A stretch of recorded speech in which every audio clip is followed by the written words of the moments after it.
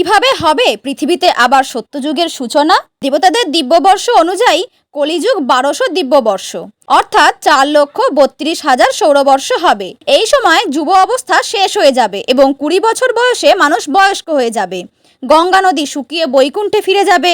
যখন কলিযুগে 10,000 বছর অতিক্রান্ত হয়ে যাবে, তখন সমস্ত দেবদেবীরা পৃথিবীলোক ত্যাগ করে নিজ নিজ স্থানে ফিরে আসবেন। মনুষ্যত্ব শেষ হয়ে যাবে।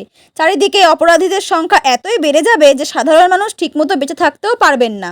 পুরাণ অনুসারে তখন ভগবান বিষ্ণুর 10ম অবতার কল্কি অবতারের জন্ম হবে, আর তিনি কেবল 3 দিনেই পৃথিবী থেকে সমস্ত পাপীদের বিনাশ করে পুনরায় ধর্ম স্থাপন করবেন।